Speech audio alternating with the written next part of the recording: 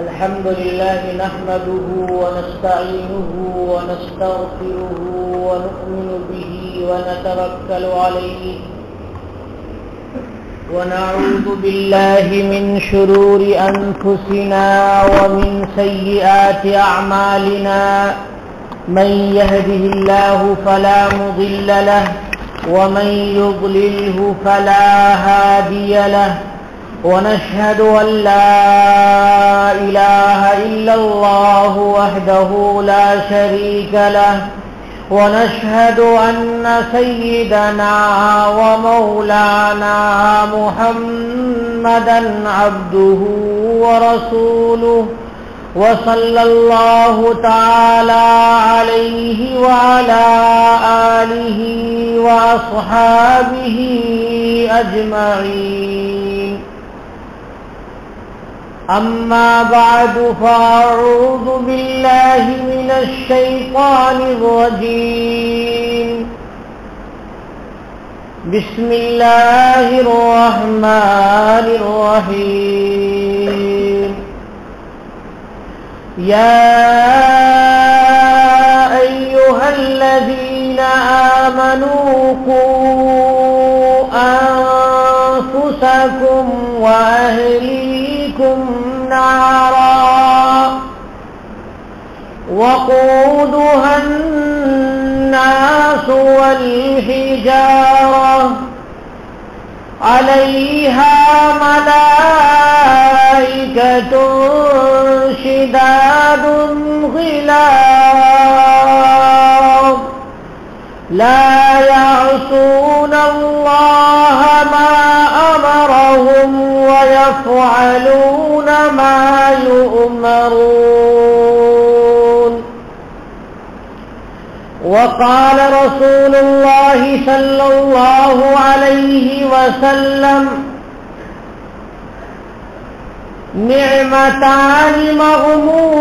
نعمتان مغبون فيهما كثير من الناس الصحة والفراغ أو كما قال عليه الصلاة والسلام.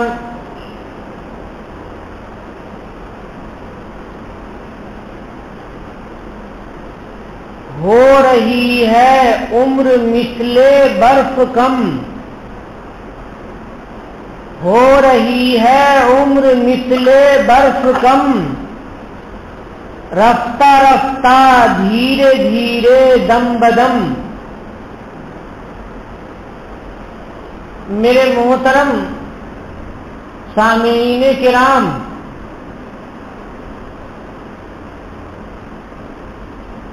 برادران اعظام، نوجوان دوستوں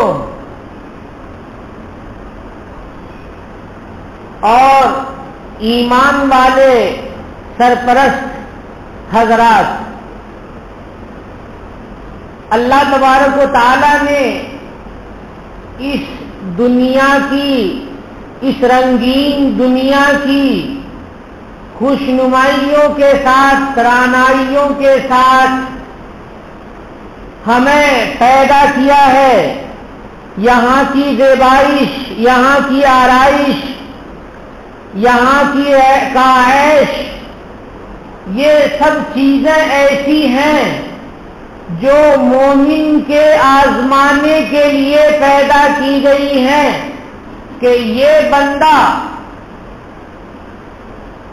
ان چیزوں میں لگ کر کے، مومن بندہ ان چیزوں میں لگ کر کے اللہ کو بھولتا ہے یا اللہ تبارک و تعالیٰ کو یاد رکھتا ہے. اللہ کے نبی جناب محمد رسول اللہ صلی اللہ علیہ وسلم نے اس نقطے کو ایک حدیث شریف میں بڑی وضاحت کے ساتھ بیان فرما دیا ہے. ترمذی شریف کی روایت ہے، حفت الجنت بالمکارہ وحفت النار بالشہوات، کہ جنت کو گھیر دیا گیا ہے، جنت کے ارد گرد تکلیف دینے والی، مشقت میں ڈالنے والی چیزیں ہیں، ناپسندیدہ چیزیں ہیں، اور جہنم کو گھیر دیا گیا ہے لالچانے والی چیزوں کے ذریعے، لذت والی شہوت والی چیزوں کے ذریعے، کہ جہنم اندر ہے اور اوپر اوپر بہت زیادہ لذت ہے۔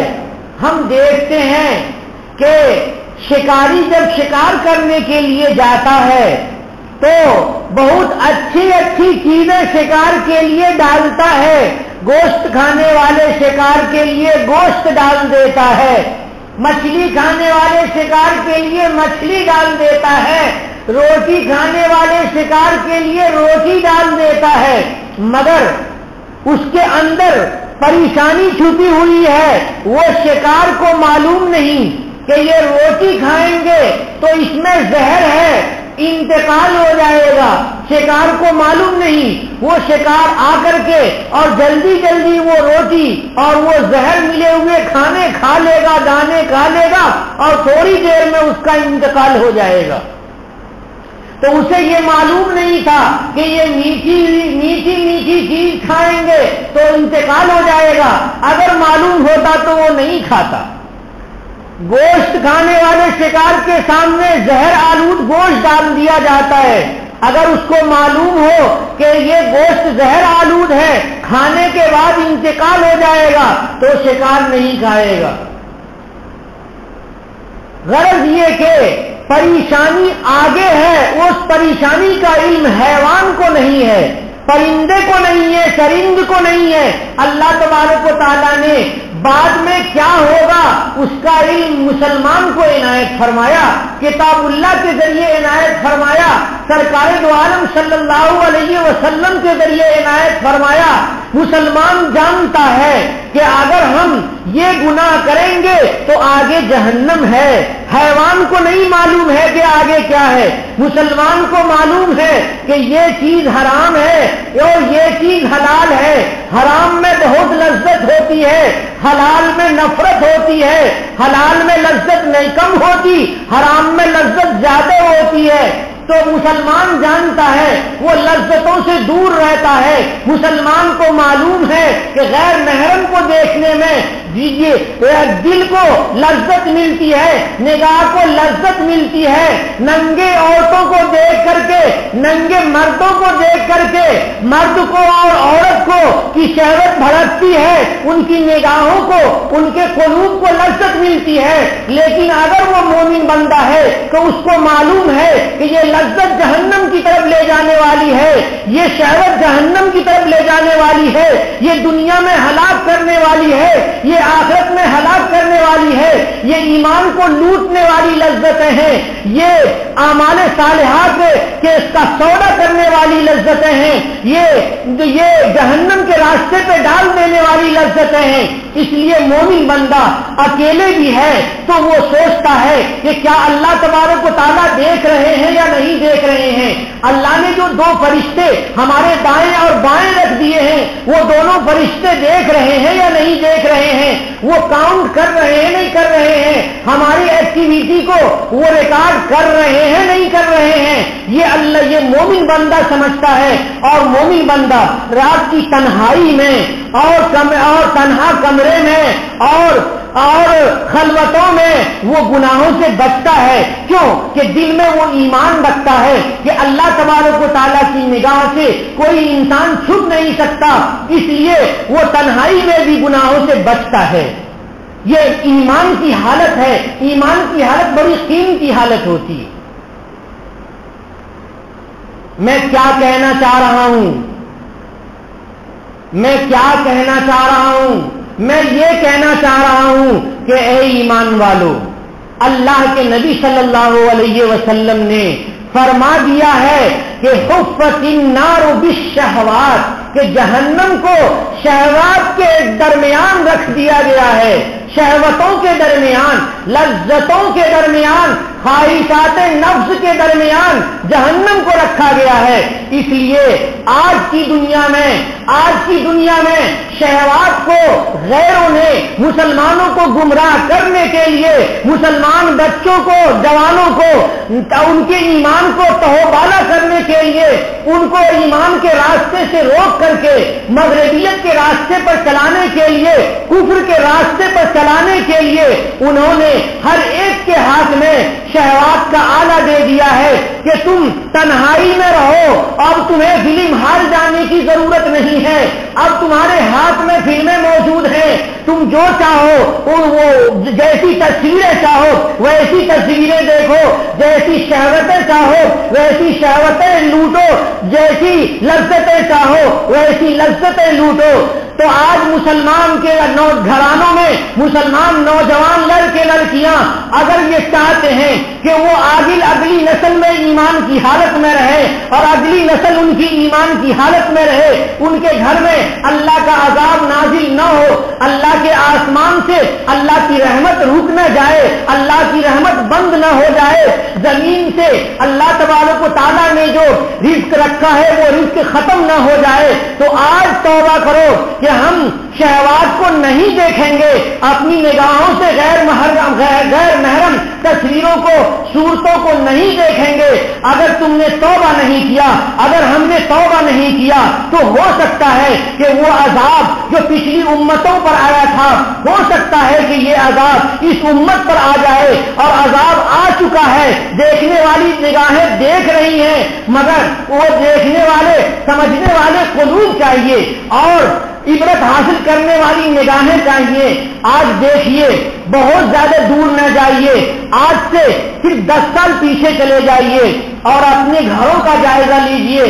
کیا صبح اٹھنے کے بعد ساری کی ساری عورتیں اور ساری کی ساری بچیاں قرآن پاک کی تلاوت میں مصروف رہتی تھی یا نہیں رہتی تھی؟ ہمارے گھر کے جو لوگ مسجد اٹھ کر کے آتے تھے یا نہیں آتے تھے، اور مسجدوں میں نماز پڑھنے کے بعد قرآن پاک کی تلاوت کرتے تھے یا نہیں کرتے تھے؟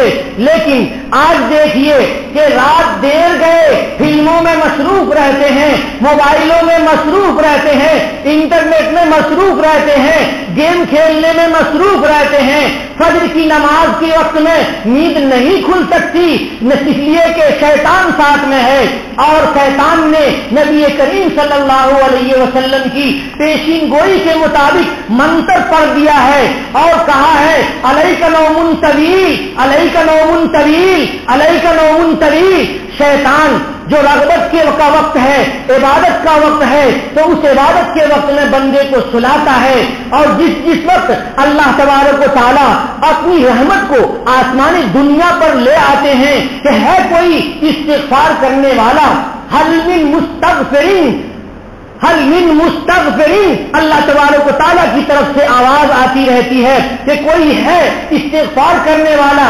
اس وقت مومن بندہ سویا ہوا ہے، کیسے سویا ہوا ہے؟ جیسے کافر بندہ سویا ہوا ہے، جیسے مشرک سویا ہوا ہے، ویسے ہی سو رہا ہے۔ کیوں کہ رات دیر گئے، انہوں نے گناہوں میں گزارے ہیں، شیطان کے ساتھ گزارے ہیں۔ پہلے مسلمان گھرانوں میں شیاطین زیادہ لوگوں کو نہیں لگتے تھے، اور اب مسلمان گھرانوں میں شیاطین بہت لگ رہے ہیں۔ کیوں لگ رہے ہیں؟ پہلے تو ذکر اذکار کی وجہ سے ہمارے گھروں کو شیطان خالی کر دیا کرتے تھے، روزانہ کی تلاوتوں کی وجہ سے، روزانہ اللہ کی تسبیح کی وجہ سے ہمارے گھروں کو شیاطین خالی کر دیتے تھے۔ لیکن آج موبائلوں نے، آج انٹرنیٹ نے، آج جدید آلات نے، آج نوجوانوں کے ذہنوں نے، اور آج اسکول کی تعلیم نے، اور آج کالج کی اریانیت نے، لڑکے لڑکیوں کے ایک ساتھ پڑھنے نے ایسا بگاڑ دیا ہے، ایسا بگاڑ دیا ہے کہ وہ شیاطین اب جنگلوں میں نہیں رہتے، وہ شیاطین اب دریاؤں میں نہیں رہتے، وہ شیاطین اب پہاڑوں میں نہیں رہتے، وہ شیاطین اب مسلمانوں کے گھروں میں رہتے ہیں، اور وہ خبیث جو پاخانہ کھاتے ہیں وہ ہمارے کلمہ پڑھنے والے نوجوان بچوں کے بازو میں وہ سوتے ہیں، اور ہمارے بچے خراب ہو رہے ہیں، ہماری بچیاں خراب ہو رہی ہیں۔ باپ کہنے والا نہیں ہے کہ بیٹا موبائل نہ لو، اور بیٹا یہ ماننے کے لیے تیار نہیں ہے کہ وہ یہ لعنت نہیں لے، ہر ایک لعنت کی طرف بڑھ رہا ہے۔ یاد کیجئے سرکار دو عالم صلی اللہ علیہ وسلم کی وہ حدیث شریف کو کہ جو آپ نے ارشاد فرمایا تھا کہ آخر زمانے میں مزامیر میوزک یہ عام ہو جائے گا۔ کیا وہ زمانہ آ گیا یا نہیں آ گیا؟ کیا میوزک عام ہے یا نہیں عام ہے؟ ہر ایک کے موبائل میں میوزک ہے یا نہیں ہے؟ ہر ایک کے کانوں میں میوزک ہے یا نہیں ہے؟ ہر ایک فلموں میں لگا ہوا ہے یا نہیں لگا ہوا ہے؟ گانا سننے میں لگا ہوا ہے یا نہیں لگا ہوا ہے؟ فیکٹریوں میں جائیے تو مومن اور کافر کا کوئی فرق نہیں معلوم ہوتا ہے۔ مومن بندہ بھی کان میں لگائے ہوا ہے اور کام کر رہا ہے، کافر بندہ بھی کان میں لگائے ہوا ہے، کام کر رہا ہے۔ آج معلوم کرنا مشکل ہو جاتا ہے، سلام کرنے کے لیے سوچنا پڑتا ہے کہ اس بندے کو ہم سلام کریں تو کیسے کریں، یہ بندہ ایمان والا ہے یا ایمان والا نہیں ہے۔ مختلف تدبیروں سے معلوم کیا جاتا ہے کہ آپ کا نام کیا ہے، آپ کس محلے میں رہتے ہیں، تو بات کرنے کے بعد معلوم ہوتا ہے کہ یہ انسان مسلمان ہے تو آدمی سلام کرتا ہے، ورنہ تو کبھی افسوس ہو جاتا ہے کہ ظاہر میں بھی کافر معلوم ہو رہا ہے، مشرک معلوم ہو رہا ہے، باطن میں بھی مشرک ہے۔ بھلا برکتیں کیسے آئیں گی، بھلا نجات کیسے آئے گی، بھلا مسلمان کیسے بلند ہوں گے؟ پورے عالم میں مسلمان اتنے زیادہ ہیں کہ صحابہ کرام اتنے زیادہ نہیں تھے، صحابہ تو چند تھے، انہوں نے پوری دنیا پر کی کایا پلٹ دی تھی۔ صرف حضرت عمر رضی اللہ تعالیٰ عنہ کے زمانے میں اتنے ممالک فتح ہوئے تھے جو آج کی دنیا میں تقریباً 40 یا 43 ملک ہیں کہ اتنے صرف حضرت عمر رضی اللہ تعالیٰ عنہ نے فتح کیے تھے۔ کیسے فتح کیے تھے؟ صحابہ کرام کو ایک جذبہ تھا کہ اللہ کی آیت پر عمل کریں گے، سرکار دو عالم کی سنت پر عمل کریں گے۔ وہ روم کا زمانہ ہے، وہاں پر صحابہ کرام کی فوج گئی ہوئی ہے، ان لوگوں کو معلوم ہے کہ یہ لوگ متقی ہیں، پرہیزگار ہیں، اللہ کی مدد ان کے ساتھ آتی ہے، اس لیے ان کے تقوی کو ہمیں ختم کر دینا چاہیے۔ ان رومیوں نے حسیناؤں کو، خوبصورت لڑکیوں کو سجا دھجا کر کے، میک اپ کرا کر کے صحابہ کرام کے راستے میں ڈال دیا۔ صحابہ کرام کو اس کا علم ہو گیا۔ صحابہ کرام میں سے کسی نے یا فوج کے کمانڈر نے آیت پڑھی، قل للمؤمنین یغضوا من ابصارہم ویحفظوا فروجہم ذلک ازکی لہم۔ یہ آیت تلاوت کی گئی۔ مسلمانوں کو کہہ دو کہ اپنی نگاہوں کو نیچی کر لیں اور اپنی شرمگاہوں کی حفاظت کر لیں، یہ ان کے لیے پاکیزگی کا باعث ہے، طہارت باطنی کا باعث ہے۔ جب یہ آیت سن لی سارے صحابہ کرام کی فوج نے تو سارے صحابہ کرام نے اپنی نگاہوں کو نیچے کر لیا اور وہ راستے سے گزر گئے۔ ان کو پتہ بھی نہیں چلا کہ دائیں طرف حسینائیں کھڑی ہیں، بائیں طرف حسینائیں کھڑی ہیں، ان کو پتہ بھی نہیں چلا کہ اس ملک میں کتنے اونچے اونچے محلات ہیں، کیونکہ محلات پر بھی عورتوں کو کھڑا کیا گیا تھا تاکہ ایمان کا سودا ہو جائے، ایمان لٹ جائے، ان کی دعائیں قبول نہ ہو، ان کی فتح یابی رک جائے، ان کی پیش قدمی رک جائے۔ تو انہوں نے تو ایک جگہ یہ کیا تھا، وہ یہ تدبیر ایک جگہ کی تھی صحابہ کرام کا ایمان لوٹنے کے لیے۔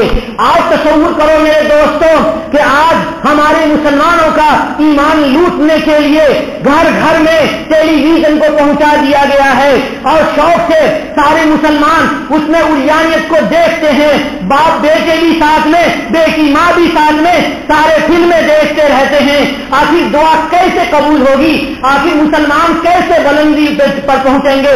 لوگ کہتے ہیں کہ کیا ہوا کہ خانہ کعبہ کا گلاس پکڑ کر کے دعا کی گئی، ساری دنیا کے مسلمانوں نے رو رو کر کے دعا کی کہ مسلمانوں کی حکومت ختم نہ ہو، لیکن مسلمانوں کی حکومت ختم ہو گئی۔ آخر کیوں ہوا ایسا؟ اس لیے ہوا کہ مسلمان تو مسلمان رہنا نہیں چاہتے ہیں، مسلمان سربلندی نہیں چاہتے ہیں، مسلمان یہ چاہتے ہیں کہ ہمارے ہاتھ میں رام بھی رہے، ہمارے ہاتھ میں رحیم بھی رہے، ہمارے ہاتھ میں कुफ्र भी रहे, हमारे हाथ में शिर्क भी रहे, हमारे हाथ में मगरबियत भी रहे, हमारे हाथ में अंग्रेजियत भी रहे, हमारे हाथ में गुनाह भी रहे, हमारे हाथ में शराब भी रहे, कैसे तरक्की होगी? सहाबे किराम ने कभी ये नहीं सोचा था, सहाबे किराम ने कभी ये नहीं सोचा था कि हमें गैर इस्लाम में कोई तरक्की होगी। लेकिन आज का मुसलमान हर वक्त यही सोचता है कि हमारी औलाद का क्या होगा, हमारी औलाद दुनिया में क्या करेगी। अरे दोस्तों, दुनिया में औलाद क्या करेगी ये सोचो कि औलाद मर करके क्या करेगी, मरने के बाद औलाद का क्या होगा ये सोचो। ये न सोचो कि मैं मर जाऊंगा तो हमारी औलाद का क्या होगा।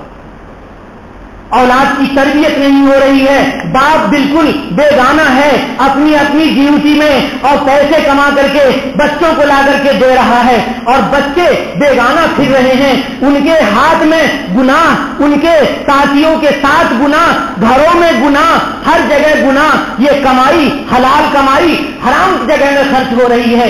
कैसे अल्लाह तबारक व तआला काया पलट देंगे दुनिया की कि आज हमारे घर बर्बाद हो रहे हैं। दूरी है तो कुरान पाक से, दूरी है तो सुन्नत रसूलुल्लाह से, दूरी है तो नमाज से, जिनकी वजह से हमें निजात मिल सकती थी। आज हमने उन सारी चीजों को छोड़ दिया। ये थोड़ी सी जिंदगी अल्लाह ने दी है, ये थोड़ी सी जिंदगी 50, 60, 70, 80 और 100 साल की जिंदगी थोड़ी सी जिंदगी है। लेकिन हम इस जिंदगी को सवाब में खर्च करने के बजाय गुनाह में खर्च कर रहे हैं। बाप बेटे को नहीं रोक रहा, बेटी माँ को नहीं रोक रही है, और बड़े भी बिगड़ गए हैं और छोटे भी बिगड़ गए हैं, और सारे बिगाड़ के साथ हम दावा करते हैं कि हम मुसलमान हैं। अरे कैसे मुसलमान हैं? सहाबे किराम अगर हमारे जमाने के मुसलमानों को देखते तो वो तो मुनाफिक कहते, वो हरगिज़ मोमिन नहीं मान सकते थे। क्यों? कि आज हम वादा करते हैं तो वादा खिलाफी करते हैं, आज हम बोलते हैं तो झूठ बोलते हैं, आज हम झगड़ते हैं तो गालियां देते हैं। ये जाहिरी भी अलामतें मौजूद हैं और बातिन तो हमारा लूटा हुआ है। हमारे सामने एक तरफ अगर दीनी तालीम आ जाए, एक तरफ रुपये पैसे की तालीम आ जाए तो हम दीनी तालीम को छोड़ देते हैं, कहते हैं जरूरत ही इसकी क्या है, हमारी औलाद को रोटी मिलनी चाहिए। अरे एक तो रूहानी ग़िज़ा है, एक जिस्मानी ग़िज़ा है। औलाद को खिला पिला करके मोटे कर रहे हो, ये तो जिस्म को पालना हुआ। रूह को पालना तो ये है कि अल्लाह के नबी की सुन्नत उनके हाथों में दे दो। रूह को पालना तो ये है कि अल्लाह का कुरान पाक उनको सही से पढ़ना आ जाए, अल्लाह के कलाम के मानी वो पढ़ें, अल्लाह के कलाम के मानी को समझें, समझ करके उस पर अमल करें और उसको दुनिया में फैलाएं। इसलिए इन दुनिया में मुसलमान को भेजा गया। मुसलमान को पेट पालने के लिए नहीं भेजा गया। अगर मुसलमान पेट पालने की तरफ लग जाएंगे तो इन मुसलमानों को अल्लाह खत्म कर देंगे, फिर कोई दूसरे मुसलमान अल्लाह पैदा करेंगे जो रुए जमीन पर सिर्फ अल्लाह की इबादत करेंगे, सिर्फ रसूलुल्लाह सल्लल्लाहु अलैहि वसल्लम की सुन्नत को वो थामे हुए रहेंगे, उसी में वो इज्जत समझेंगे, उसी में वो बुलंदी समझेंगे। आज आवा का आवा बिगड़ा हुआ है, किसको समझाया जाए? आज समझाने वाला पागल है, मजनू है कि वो समझा रहा है। क्यों समझा रहा है? अपना वक्त क्यों बिगाड़ रहा है? अपने वक्त को क्यों खराब कर रहा है? मेरे मोहतरम, ये मत समझो कि मेरा वक्त जाया हो रहा है। मेरे वक्त का, मेरी जिंदगी का ये आधा घंटे का हिस्सा ये अल्लाह तबारक व तआला का फरिश्ता लिख रहा है। अगर मैं सच्चा हूं अपने कौल में, अगर मैं सच्चा हूं अपनी तबलीग में, अगर सच्चा हूं मैं अपने बयान में, तो मेरे फरिश्ते लिखे रहेंगे, अल्लाह के सामने गवाही देंगे कि ये बंदा अब खुलूस के साथ और अल्लाह को राजी करने के लिए, मुसलमानों के मुआशरे से बुराइयों को खत्म करने के लिए इसने तकरीर की थी, वहां नामे अमाल में इंशाअल्लाह लिखा हुआ होगा। लेकिन वो दोस्तों जो सुन करके अमल नहीं करोगे तो क्या जवाब दोगे अल्लाह तबारक व तआला के यहाँ? अल्लाह तबारक व तआला ने इरशाद फरमाया, या अय्युहल्लज़ीना आमनू कू अनफुसकुम व अहलीकुम नारा। ऐ मुसलमानों, अपने को भी जहन्नम से बचाओ, अपनी औलाद को भी, अपने घर के लोगों को भी जहन्नम से बचाओ। आज हम दुनिया को पाल रहे हैं, अपने सबको खाना खर्चे का इंतजाम कर रहे हैं, लेकिन जहन्नम से दूर करने का सलीका हमारे अंदर नहीं है। बस کیا کر رہے ہیں مسلمان؟ ہم اس قسم کے مسلمان بس لڑائیاں کر رہے ہیں اور سمجھ رہے ہیں کہ دین اور مذہب پہ عمل ہو رہا ہے۔ کیا صحابہ کرام اسی طرح سے لڑائیاں کرتے تھے؟ کیا صحابہ کرام اسی طرح سے آپس میں ڈٹ کر کے رہتے تھے؟ ہرگز نہیں، ہرگز نہیں۔ ہمیشہ غور کرو کہ کون سا عمل کر رہے ہیں جو اللہ کے لیے ہو رہا ہے، کون سا عمل کر رہے ہیں جو رسول اللہ صلی اللہ علیہ وسلم خوش ہوں گے، کون سا عمل ایسا ہے جس سے حضور دیکھیں گے حوض کوثر پر تو بلائیں گے آ جاؤ آ جاؤ تم میرے ہو، اور وہاں حوض کوثر کا پانی نصیب ہو جائے گا۔ کہیں ایسا نہ ہو کہ حضور بلائیں کہ آ جاؤ اور فرشتے کہیں کہ نہیں، ان لوگوں نے آپ کے دین کو بگاڑ لیا تھا، بدعت میں مبتلا ہو گئے تھے، اللہ کے سامنے سجدہ آپ نے سکھایا، یہ قبروں پہ سجدہ کرنے لگے، اللہ کے گھر کا ثواب آپ نے سکھایا، انہوں نے قبروں کا ثواب شروع کر دیا، آپ نے صدقہ خیرات سکھایا، انہوں نے قبروں پہ اور مورتیوں پہ چڑھاوا چڑھانا شروع کر دیا، یہ بگڑ گئے۔ میرے محترم، آخرت کو اپنے ذہن میں رکھنا چاہیے اور اپنے کو، اپنے معاشرے کو سدھارنے کی کوشش کرنی چاہیے۔ کیسے سدھاریں گے؟ اس طرح سے کہ ہر آدمی کا ایک دائرہ ہوتا ہے، آدمی اپنے گھر کا رائی ہوتا ہے، یعنی اپنے گھر کا نگہبان ہوتا ہے۔ سرکار دو عالم صلی اللہ علیہ وسلم نے ارشاد فرمایا کلکم رائی وکلکم مسئول عن رعیتہ، تم سب کے سب نگہبان ہو، ہر آدمی اپنے گھر کے کا نگہبان ہوتا ہے، اس کی ذمہ داریاں ہوتی ہیں، بیوی بچے ان کے ہوتے ہیں، ان سب کی دینی نگرانی اگر نہیں کی گئی تو اللہ کے نبی صلی اللہ علیہ وسلم فرماتے ہیں کلکم رائن وکلکم مسئول، ہر ایک سے پوچھا جائے گا قیامت کے دن کہ تم نے اپنی اولاد کی دنیا کی تو سوچی تھی، تم نے اپنی اولاد کی دین کی کیوں نہیں سوچی؟ تم نے کیوں سوچا یہ سوچا تھا کہ میرے مرنے کے بعد میری اولاد کا کیا ہوگا؟ تم نے یہ کیوں نہیں سوچا کہ میری اولاد مر جائے گی تو اس کا کیا ہوگا؟ میرے محترم، آج زندگی پگھلتی چلی جا رہی ہے، شاعر کہتا ہے ہو رہی ہے عمر مثلے برف کم، رفتہ رفتہ دھیرے دھیرے دم بدم، کہ آج ہماری عمر گھٹ رہی ہے، گزر رہی ہے۔ اگر اللہ نے 100 سال کی زندگی دی ہے تو 40 سال گزر چکے ہیں اور 41واں سال شروع ہو گیا ہے، اور دھیرے دھیرے منٹ سیکنڈ یہ گزر رہی ہے ہماری زندگی۔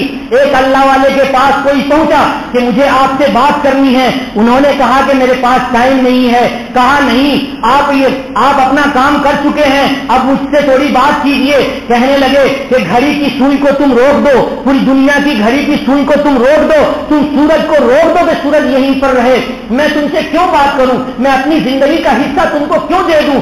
اللہ نے ہمیں عبادت کے لیے پیدا کیا، اللہ نے ہمیں دین کے لیے پیدا کیا، اس لیے میں دین میں لگا ہوا ہوں۔ تو وقت کی قدر کرنے والے تو ایسے تھے، اور آج وقت کو خراب کرنے کے لیے گیم لگے کے کمپیوٹر گیم لگائے ہوئے ہوتے ہیں لوگ، مسلمان کمپیوٹر گیم کے کیسے لگائے ہوئے ہوتے ہیں اور انٹرنیٹ کے کیسے بنائے ہوئے ہوتے ہیں، اس میں بچے کیا کرتے ہیں؟ وقت ضائع کرتے ہیں، اپنا بچپنا ضائع کر لیا۔ جس بچپن میں وہ قرآن پاک کو حفظ کر سکتا تھا، جس بچپن میں سنتوں کو یاد کر سکتا تھا، اس وقت میں وہ اپنے بچپن کو ضائع کر لیا۔ پھر جوانی آئی، جوانی شہوات میں گزر گئی، ان کیفوں میں کیا ہوتا ہے؟ کوئی دینداری نہیں ہوتی ہے، ہر ایک ننگی فلمیں دیکھتا ہے، ہر ایک اپنی دنیا اپنی شہوات میں اپنی زندگی گزارتا ہے۔ ہزار میں ایک کوئی خاص کام کرتا ہوگا، وہ بھی اللہ کے لیے نہیں، اللہ کے رسول کو خوش کرنے کے لیے نہیں، وہ دین پر استقامت کے لیے نہیں، بلکہ اپنی دنیا بنانے کے لیے کچھ کمپیوٹر کو استعمال کرتا ہے۔ تو ہر وقت غور کرنے کی ضرورت ہے کہ ہائے ہم کدھر چلے جا رہے ہیں۔ سرکار دو عالم صلی اللہ علیہ وسلم نے ارشاد فرمایا نعمتان، دو نعمتیں ہیں، فیہما مغبون فیہما کثیر من الناس، کہ بہت سارے لوگ اس کے مس یوز میں مبتلا ہے۔ مغبون کا ترجمہ ہوا مس یوز میں مبتلا ہے۔ مس یوز کیسے کر رہے ہیں؟ کس چیز کو؟ الصحت والفراغ، صحت جوانی اللہ نے دی ہے اور انسان اس کی قدر نہیں کر رہا ہے۔ فراغت کا وقت ہے، آدمی قدر نہیں کر رہا ہے، وقت ہے کہ نیک بن جائے، وقت ہے کہ ترقی کر لے، وقت ہے کہ اللہ کا ولی بن جائے، لیکن انسان اپنی صحت کو خراب کر رہا ہے۔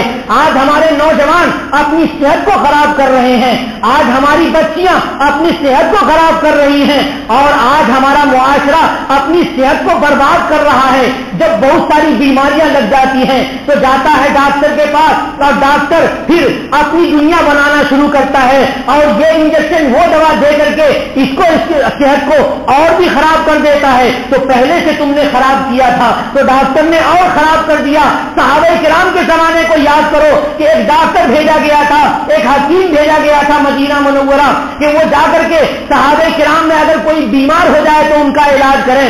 حکیم 6 مہینہ یا سال پر ویسے ہی بیٹھا رہا، کوئی نہیں آیا کہ ہمارے پیٹ میں درد ہو رہا ہے دوا دے دو، اور ہمارے سر میں درد ہو رہا ہے دوا دے دو، اور ہمیں بخار لگ گیا ہے دوا دے دو، ہمیں زخم ہو گیا ہے دوا دے دو۔ ایک صحابی نہیں گئے۔ کیوں نہیں گئے؟ کہ انہوں نے اپنی صحت کی حفاظت کی تھی حضور کے طریقے کے مطابق۔ وہ تہجد میں جگتے تھے، تہجد میں جگنے والوں کی صحت کبھی خراب نہیں ہوتی۔ تہجد میں جگنے والے، فجر کی نماز پڑھنے والے، فجر کی نماز کے بعد چہل قدمی کرنے والوں کی صحت اکثر خراب نہیں ہوتی ہے، الا ماشاء اللہ حضور اکرم صلی اللہ علیہ وسلم کا طریقہ آج ہم نے چھوڑ دیا، سب نے چھوڑ دیا۔ کیا طریقہ تھا؟ حضور نے ارشاد فرمایا تھا کہ عشاء کی نماز کے بعد جگنا، گفتگو کرنا جائز نہیں ہے۔ آج عشاء کے بعد ہی لوگ مجلسیں جماتے ہیں، باتیں کرتے ہیں۔ صحابہ کرام عشاء کی نماز پڑھتے ہی سو جاتے تھے، شروع حصے میں سو کر کے نیند ان کی پوری ہو جاتی تھی، اب آخر حصے میں اٹھتے تھے، وضو کر کے اللہ کے لیے نیت باندھ لیتے تھے۔ اب ان کی صحت کیونکہ صحیح وقت میں سونا مل گیا تو اب وہ سونے کی وجہ سے صحت ان کی اچھی رہتی تھی۔ آج ہم اچھے وقت میں، سونے کے وقت میں جگے رہتے ہیں، اور جگنے کا وقت ہوتا ہے تو سوئے ہوئے رہتے ہیں، جگنے کا وقت ہوتا ہے تو سوئے ہوئے رہتے ہیں۔ یہ تو کتے والی زندگی ہوئی کہ کتا سحر کے وقت میں جو اجابت کا وقت ہوتا ہے اس وقت سو جاتا ہے۔ مسلمانوں کو نہیں سونا چاہیے، مسلمانوں کو عشاء کی نماز کے بعد فوراً سونا چاہیے، تہجد کے وقت میں جگنا چاہیے، اور اپنی زندگی کا معمول ایسے ہی سنت کے مطابق بنانا چاہیے، تو صحت بھی اچھی رہے گی اور انسان بہت سارا کام کر سکتا ہے۔ پھر حضور نے فرمایا الفراغ یعنی فارغ وقت کو بھی لوگ مس یوز کر دیتے ہیں۔ کہاں مس یوز کرتے ہیں؟ ہر آدمی اپنے طریقے سے جانتا ہے کہ کیسے مس یوز ہو رہا ہے۔ ٹھٹھے کر رہے ہیں، مذاق کر رہے ہیں، چورستے پہ بیٹھے ہوئے ہیں، یا گیم کھیل رہے ہیں، یا کچھ اور کر رہے ہیں۔ ہر آدمی اپنے حساب سے وقت کو ضائع کر رہا ہے۔ آخر وقت کو ضائع کرنے والا کیا ترقی کر سکتا ہے؟ دنیا میں اسی نے ترقی کی ہے جس نے وقت کا لحاظ کیا ہے۔ آپ جا کر کے اپنے یہاں کے عبد الکلام کو معلوم کر لو رحمت اللہ علیہ، اللہ اس کی مغفرت کرے کہ اس نے اپنے بچپنے سے جو اپنی زندگی کو استعمال کیا تھا ترقی میں، اور آخر عمر میں بھی انہوں نے بیانات دیے کہ میں 18 گھنٹے کام کرتا ہوں۔ ایک سائنٹسٹ اپنے بڑھاپے میں 18 گھنٹے کام کر رہا ہے، اور ہمارا نوجوان 5-6 گھنٹے میں تھک جاتا ہے، نہیں کرتا ہے۔ کیوں نہیں کرتا ہے؟ کہ ہمارے پاس وقت کی قدر نہیں ہے۔ جو ترقی کرتا ہے وہ ہمیشہ وقت کی قدر کرنے والا آدمی ہوتا ہے۔ کوئی ایسا آدمی جو وقت کی قدر نہ کرے وہ ہرگز ترقی نہیں کر سکتا۔ وآخر دعوانا الحمدللہ رب العالمین۔ اللهم صل على محمد وعلى آل محمد كما صليت على إبراهيم وعلى آل إبراهيم إنك حميد مجيد۔